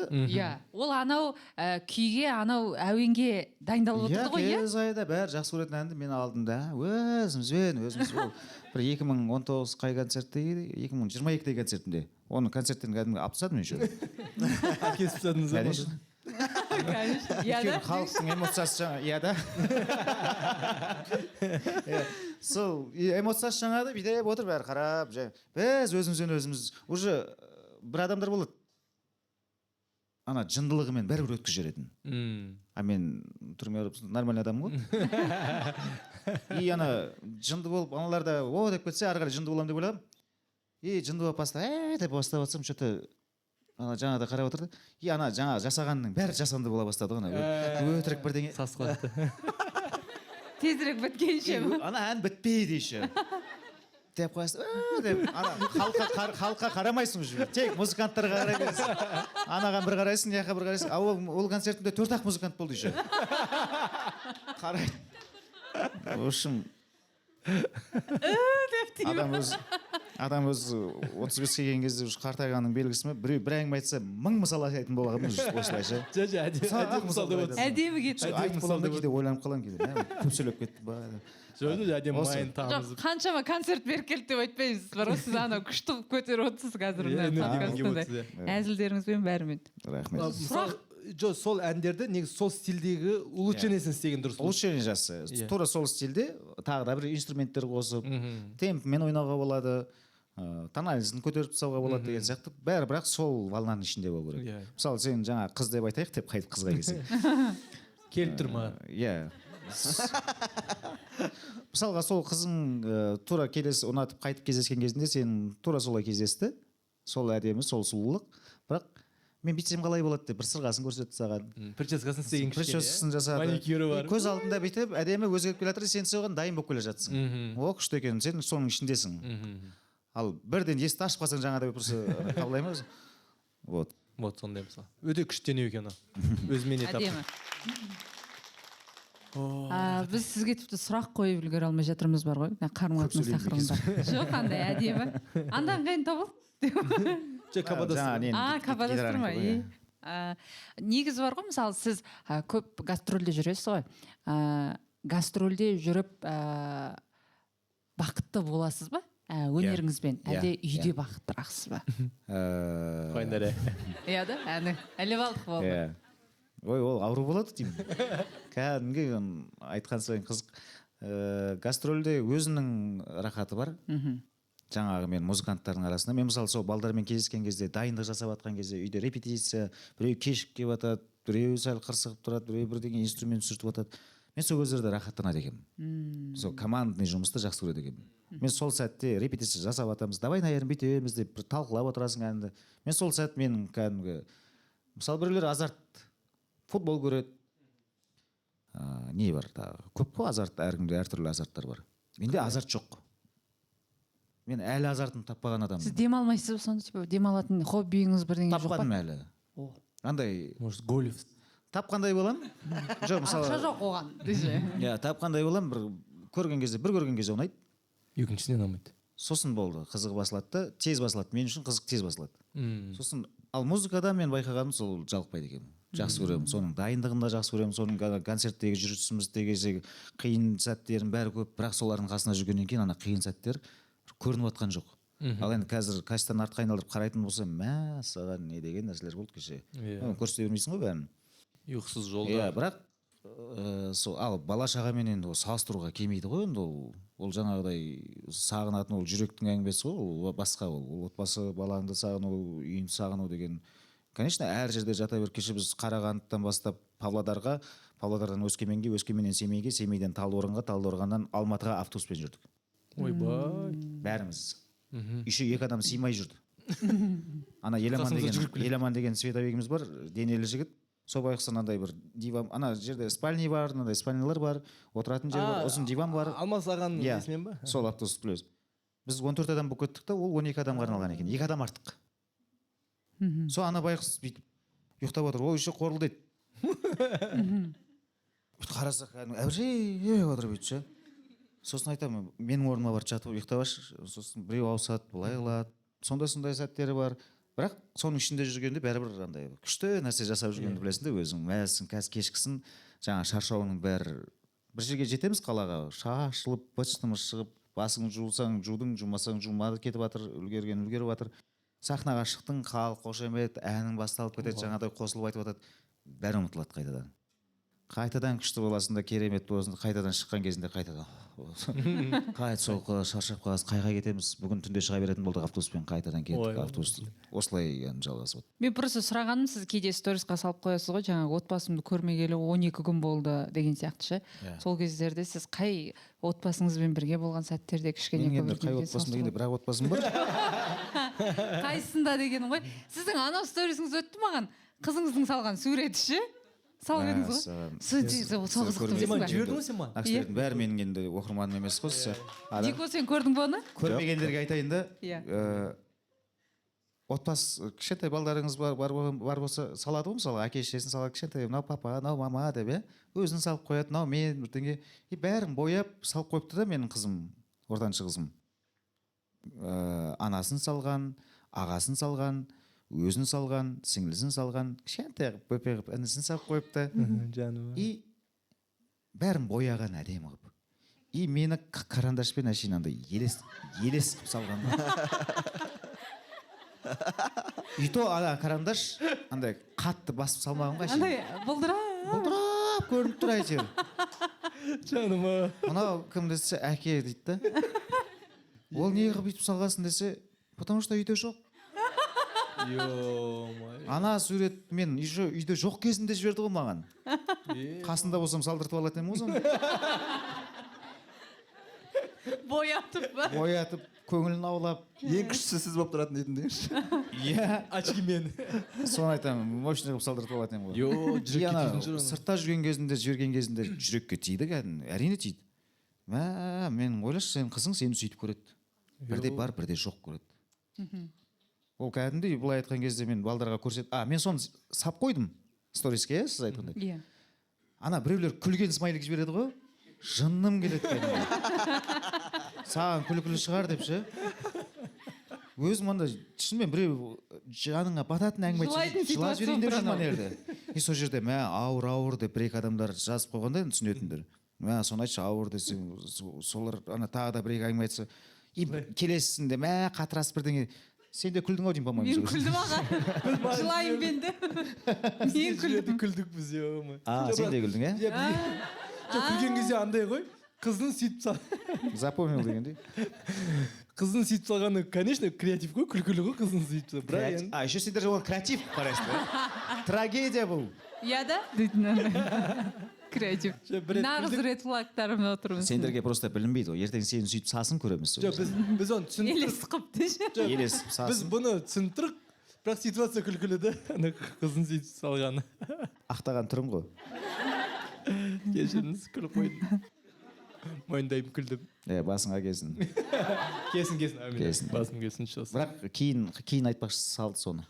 Бірақ соны мен кейін салам дедім да, қайтадан сториске қайтып салыпты деп. И как-то арасы ұзақ болғаннан кейін кім не салыпты, түсініксіз да. Нағыз фанаттарыңыз біледі. Сақтайтын еді. Салу керек. Нағыз фанаттарыңыз. Жоқ, бірақ шынымен де бүйтіп қарасан өте андай. Ол да енді ары қарай кеттік қойшы. Сіз жылатуға тұрсайын деп отырмын. Өтіп кетті. Анара Батырхан боламын жазғара. Өтіп кетті. Мен бір қызық көрсетейін ба, видео көрсетейін ба? Есіме түсіп кетті. Тағы да бір үйдегі бір трагедияның біреуі. Трагедия деген сөз жаман шығар енді, трагедия емес, не ғой? Драма, не десе болады екен оны қазір. Міне ботағасы міне. Ботағасы деп жазылып тұр. бүйтіп ашып көретін болсам өтірік емес, жүрек бір бірімізге яғни 40-қа келгенде қылық шығар. өзің 40-қа келгенсің, мен 35-темін. Күшті ғой, сіз мен емес қой салып қойған сол анау аккаунт қой. Мынау десең көрсетейін дегенбіз. Ойнап айтамын қазір. Мен осы гастрольде жүрген кезінде мына баламмен сұхбаттасып отыр да. Папа қайда? Папаң қазір ақтауда. Қазір үйге келеді. Сосын 10 шақты күннен кейін бірақ келеді. 10 шақты күн. 10 күннен аса. Сағынасың ба папаңды? Неге? Ұрсады? Папаңның вообще әндері ұнай ма саған? Вообще ешқайсысы. Неге? Сол. Саған арнаған әні де ұнамай ма не? Вообще ешқайсысы. Не үшін? Сол ұнамайды. Просто фортепиано, гитара ғана, барабан ғана ұнамайды маған ондай. Электронный гитарамен қосқан күшті. Қосады ғой папаң? Арасында ғана ғой. Ешқайсысы қызғанбайды. Енді хотя бы бір әні ұнайтын шығар саған? Жоқ. Ең күшті әні қайсысы? Ешқайсысы. До конца ма? Ең көңілді әні қайсысы? Көңілді ешқайсысы. Вообще ұнамай ма не папаның әндері? Вообще. Осындай. Таза музыкант өсіп келе жатыр екен ғой, таза талғамы бар.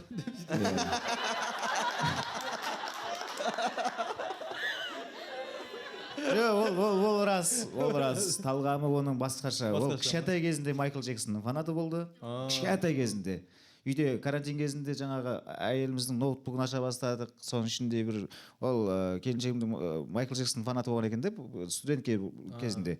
И соның видеолары көп. И соларды қойып берген, ол ұнап қалған. Майкл Джексонның фанаты болды. Одан кейін Димаш Құдайбергеннің фанаты болды. Сөйтіп Бруно Марсты таныды. Одан кейін Стромае. Сосын қазір бір корейский кей-поптар ұнайды оған. Жаңағыдай клиптер андай страшно ғой, ауысып кете береді ғой, қымбат қона клиптер. Конечно, одан кейін менің әнім оған түк жоқ қой. Саған арнаған әнді ме сол? Иә, сосын осы жаңағыдай ешқайсысы деді ғой енді. Сол кездерде бір білгендей ма, ана күн жаңағы Тұрар екеуміз дуэт айттық қой Алматы аренада. Соның ішінде рок болды, жаңағы электрогитараның мәдетін балама. Ол қашан шығады? Или шықты ма уже? Бүгін кеш болып кетті ғой енді. Мен аға ашылды, өзіміздің аға келе жатыр. Білмеймін енді. Жылдың соңына дейін шығару керексіздер ма? Иә. Ұнады, тоже жақында шығару керек. Брутальный ән. Сормаңдай деген ән өзіме арналған негізі. Өз-өзіңе айтқан әңгіме ғой. Ей сормаңдай, бір сорлы кездің дейсің ғой. Өз-өзіңе жаңағыдай ренжіген кездерінде жазылған ән. Кейде көп сондай болады. Жап жақсы келе жатасың да, жолдан тайып кетесің да, өз-өзіме күйіп кетемін. Не істеп жүрсің? Бір ұратын адам жоқ. Соны бір, анау күні Жандарбекпен сырым көріп қалдық та, аэропортта кетіп қалдық. Сол тақырыппен қолап жүргем. Сонымен сормаңдай бар ғой Мұқағалидың бір өлең. Сормаңдаймын, баяғы Ерболат Құдайберген айтқан ішінде сөз бар ғой. Сормаңдай деген сөз негізі жақсы сөз емес еді енді, Сырым мен Жандарбек бірге тұрған. Әрине жақсы сөз емес, не болды дейді. Біреуге айтқан или өзіңе айтсаң қалай дейді. Енді өзіңе айтса болады, бірақ біреуге айтатын сөз емес деді. Сормаңдайсың деп айтуға болмайды. Енді өзіңе айтсаң болады. Жоқ, мен сол өзіме айтқым келіп бір өлең жаздым, сол өзіме айтқым келіп жатыр десем, сізге жарасады дейді. Ой, бұл ағамай. Сормаңдай дейтін андай. Сонымен енді жаңағы сөзін қарасақ, мөлдір айтпай жазды. Ақырында оны кім жазбады? Сырым да жазды, Жандарбек те жазды. Бірақ мен ана ішкі ойым жетпей жатыр да. Мен өз-өзімді аямай ұрғым келіп жатыр ғой енді. Аналар жай сипалап қойып жатыр енді, көңіліме қараған шығар. Сонымен мөлдір айтпай деген ақын қыз, мен сүйсем сүйемді жазған қыз. Ол сондай өлеңдердің бәрі сондай оның есалаң бір сондай аямай айтады ол. Сормаңдай деп жерден алып жерге салып тұрып өз өзіме айтып та сол күшті жазды. Сосын ана сөздің бәрін өз өзіме айтуға өзімді ақырында аядым мен. Мынандай емес шығар мен түсінейін деп мен сияқты біреу бар ма екен дедім да, сол Тұрарға айттым мен, сенде сәл сондайың бар еді ғой. Давай бірімізге бөлісіп алайық дедім. Екеуміз бірге айттық. Сонымен екі сормаңдай жақындашады бұйырса. Күшті, мынады брутально. Күшті. Құдай қаласа. Жалыққан сияқтысыңдар уже менен. Жоқ. Негізі жалықпаймыз ғой. Білмеймін андай. Өзімен өзім жалпы кез Уже келген болып жерден. қалды уақыт ақырындап. Тәтті бір әдемі кезінде кеткен жақсы көремін да, андай жалықтырып уже ақырында біреулер тұрып кетіп бара жатса бәле ғой не қазір. Түсінікті деп ше уже. Негізі енді біз аға кез келген қонақтан қазіргі жастарға қандай да бір айтар ақыл кеңесіңіз немесе бір ойыңыз, өзіңіз түйген, өзіңіз сормаңдаймын деп отырсыз, өзіңізге бір сондай бір айтатын болсаңыз мархабат. Өйткені бізде жастар міндетті түрде сол ел ағалары ғой, аға буынсыздар сіздер. Сіздердің бір қандай да бойдақ міне қасыңызда отыр бауырыңыз. Бізге немесе бір отбасылық. Қазір мынандай заман ғой, қазір біреудің ақылы біреуге түкке де керек жоқ. Бізге керек аға. Екеуміз аламыз. Ол бір. Екіншіден, мен қазір өзімше бір өзім түсінетін ақылдарды айтқанымен, ертең мен бір күні бір жерде тайып атсам, сол сөзімнің бәріне мына кеше ғана өзі оттап отқан еді. Ақыл айтып. Оны өз-өзіңізге ақыл айтыңыз. Мысалға, ертеңіне сол сөзіңнің бәріне қайтадан өзің жауап бересің да. Сондықтан тыныш жүру керек қой негізі. Ақыл айтпай, білгіштенбей, біреуге бірдеңені өзіңнің ойыңды тықпай. Әркім өзі соғылып, өзі ұрылып, өзі өмірде өзі түсінеді. Оған айтудың қажеті жоқ. Айтып отырғаныңыздың өзі ақыл болып тұр ғой, білесіз ба негізі? Негізі иә. Болды, кіріп кеттіңіз. Әдемі айтып келе жатқан едім ғой, не қылдым? Білдіртпей келіп ұстап алдым ғой сен мен қазір. Айта беріңіз. Ұмытып қаламыз біз. Ұмытып қаламыз. Ұмытып қала саламыз. Сол жауап сондай қазір қоғам кішкене барлығы қазір мысалы Инстаграмда жетеді. Мысалға Инстаграм, ТикТокта келе жатсаң, бір ана орысша бір дауыспен, киношный дауыстармен, если ты одинок, бірдеңе, тебе не надо, бірдеңе, бір ақыл шығады өзі. Менің регім сізге де шыға ма? Өзің ана сөз ойланасың да, шынымен де ойланып қаласың. Бірақ ары қарай тағы да келесің де, бір қарасаң, жаңағыдай манты жедім деп бір кетіп баратады ғой. И жаңағы айтқан ақыл сол жерде қалады ол. Болды ол, ұмытып кеттің оны сен. Негізі күшті әңгіме айтты дейсің де, бір ойланасың да, ары қарай өтіп кетесің. Келесің де жартылып бірдеңе қарап отырасың. Еще сол қалады ғой есіңде. Шынымен жаңа ғана кісі бір күшті әңгіме айтқан емес, анау қалады есіңде. Соны айтып жүресің басқалардың бәрі жаңағыдай. Иә да деген ұқсап. Иә да деген сияқты. Сол үшін сенің қазір ақылың түкке де керек жоқ. Біреудің ақылын біреу қабылдайтын заман емес. Просто менің түсінігімде әркім өзімен арпалысу керек та, просто соған келемей жатырық. Өзі вообще жоқ. Біз как будто бір камера түсіріп жүрген сияқтымыз. Қолымызда камера бар. Наны түсіріп жүрміз, ананы түсіріп жүрміз, наны түсіріп. Сенше сені де түсіріп жатыр ғой, если что. Сен де қарасай өзіңе не болып жатқанын. Жоқ, ондай жоқ. Камера, и сен камераның сыртында сияқты адамдар неге қалаған нәрсесін жаза салады, аузына келген оттай салады, и кайф. Мәз. Сенше сенде не болып жатыр? Сен де камерамен қарап жатқан өзіңнің жаңағыдай келіншегің бар, өзіңнің әйелің бар, өзіңнің балаң бар, өзіңнің досың бар, саған который еренші жетеді оның. Ол не болып жатыр? Жоқ, анау ше. Соны айтады, соны қарасай, андай болды, мәз. Енді камераны өзіне қарап тұру керек адам арасында. Мысалға мен қазір жаңағыдай қорқатын себебім өзімнің камерамды, мысалы менің запистерім артта жеткілікті. Басынан асады. Соны жабумен әлекпін. Осы өнеріммен, концертіммен, әніммен, әйтеуір сол нәрселер ұмытылып кетсе екен, Құдай үшін. Жеткілікті өзімдікі. Келіншегім алдында болсын, достарым алдында болсын, қателігім бар, ренжіккен жерім бар, басқасы бар. Соны керісінше жақсы нәрселермен жауып, сонымен арпалысып жүрсің. Біреу мақтап жатса, рахмет. Бірақ сен оны басқа жағын білмейсің ғой деген сияқты өзімде жеткілікті ішімдегі нәрселер. И вот осы нәрсені қазір мен күшті бір әңгіме айтып отқанмен, бұл да саусағым кетіп бара жатыр ғой. Ешкімге керек жоқ. Менің әңгімем ешкімге керек жоқ. қазір бәрібір шығармай ақ қойыңдар қазір айтқан күннің өзінде де қазір осы әңгімені естіп отқан адамның өзі осы камераның сыртында отыр. Өзінің ішінде емес, мынаны ұстап отыр. Осы қызық оған. И, к сожалению, сондай заманда К сожалению. мына сөз что-то менде біреуден шыққан.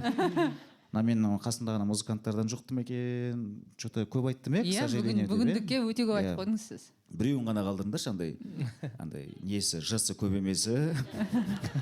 Келісіп Бір тұрғанын жерде ба? нормально келісіп тұрған, соны бәрі жерге қоя беріңдер. Қырқып алып.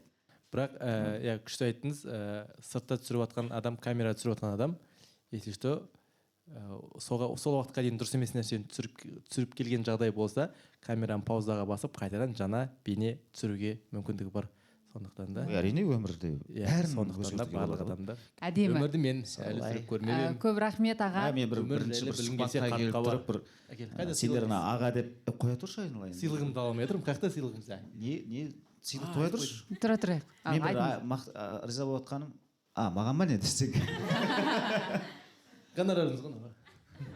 Қазір айтып отырмын. Конверт бересіңдер ма не? Айтпайсың ба? Қазір қызық болады, қазір қызық болады. Айтыңыз. Ал айта беріңіз. Жоқ, бүгін сендердің арқастарыңа келіп, кішкене жаңағыдай ішімде жүрген нәрселерді, мен мысалы инстаграмда жазбаймын ондай. Зачем маған?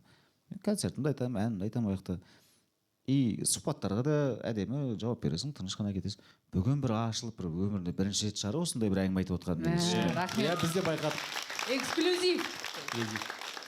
Жоқ, бұл осындай формат керек қой, әйтпесе бәріміз дұрыс әңгіме, жаңа өзіңіз айтқандай дұрыс әңгіме айтуға тырысамыз, бүкіл камера қосып қалса дұрыс бола қалуға тырысамыз. Әдемі боласың, бүйтесің да күліп бір сұрақтар қойса, оған қысқа жауап бересің да, жоламауға тырысасың. Бүгін бір білмеймін мен. Бұл біздің сендер бұл айтқан кезде адамды аша алып тұрсыңдар ғой кәдімгідей. Бір ашылған жерің болды бір. Давай біз үшін. Сен шыққаннан кейін кетпеші.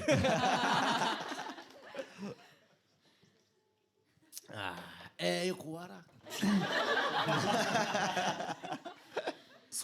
Өте күшті әңгіме болды. Біз өзіміз демалдық. Сіз бізден көрі. Мұқағалидың Сормандай дейтін қайсы еді? Анау Ербол Құдайберген айтатыңыз, махаббатты армандаймын, оны мен жоғалтып та алғандаймын. Аққулар арасынан ақ гүлімді ажырата білмеген сормаңдаймын. Мен Мұқағали Мақатаевтың 80 өлеңін мектепте жаттағам ғой. Жатқа білем. Болды. Аға, сосын ба жаңағыдай ең сонда өзіңіздің өтірік айтам 30 қалып кеткен бір информация, осы информацияны айтуым керек еді деген сияқты іште қалып кеткен дүниелер болса, тақырыптар болса, сөздер болса, мархабат, болмаса біз бітіреміз. Концертті айттық, 21 декабрь күні. Құдай қаласа, желтоқсан күні. Қалмаңыздар, келіңіздер, өте әдемі болады. Біз барамыз Алла қаласа міндетті түрде. Біз бәріміз боламыз. Рахмет. Мен жалғыз болмаймын. Ал кіммен болатында концертке келіп көресіздер деші. Мен отқанымды жылап концертте көресіздер. Жалпы мен концертті шын жүрекпен, жаныммен жасаған жақсы көремін, махаббатпен. И уақыт өте келе, бұрыннан солай еді, бірақ ақшаң жетпегеннен, одан кейін тағы бір жеткіліксізден, өзімнің опытым жетпегеннен мойындау керек. Әлі қалыптаспағандығымнан концертімді әйтеуір былай өтіп жүретін. Кішкене қазір қалыптасқаным, ол бәлкім жаңағы отбасылық жағдайда да барлығы тыныш, миың тыныш, творчествоңды дұрыс ойлауға кішкене жағдайда жете бастады.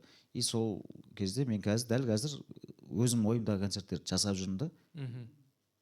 Жаңағыдай шығын-пығын қарамай, уже өзің рахатың болды. Ештеңе ойламайсың, өзіңе ұнайды деп. И сол нәрсе сол нәрсе өзің ұнатып тұрып рахаттан, махаббатпен жасаған нәрсе халыққа да ұнайды екен.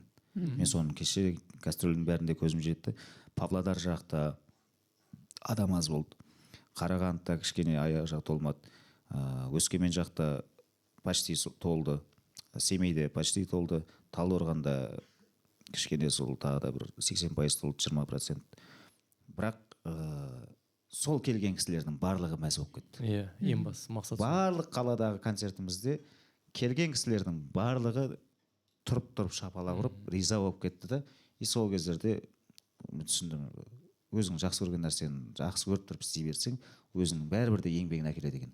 Соның бәрін рекламалары кетті да, ары қарай бізде Астана болды, кеше Қызылорда болды, Қызылордада 2 концерт бердік.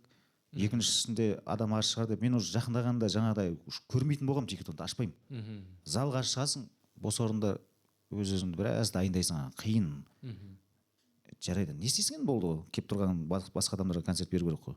Сен кіріп кетесің да концертін беріп шығасың. Келесі ертең қалай болып жатыр, біздің ерлан да ана көмекші мындай ғой, қалай болып жатыр десең осындай деп былш еткізбейді ғой, жаман емес жайлы әйтеуір жылжып жатыр деп қояды андай. Түсінемін, значит что-то не то, уже өзін психологически дайындай бастаймын анағыда.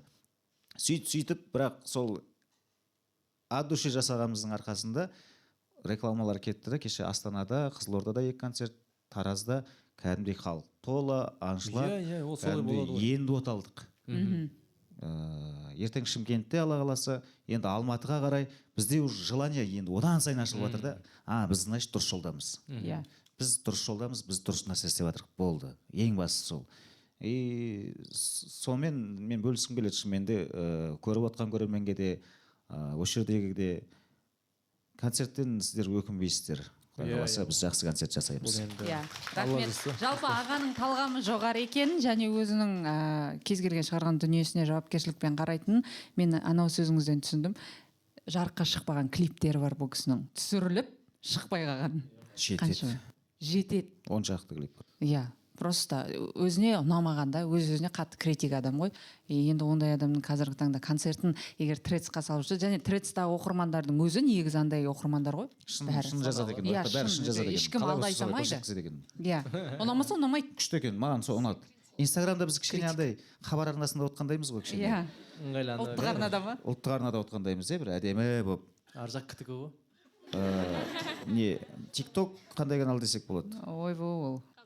TikTok, в общем, не ғой? НТК ғой. Бәрі бар ғой. Жоқ.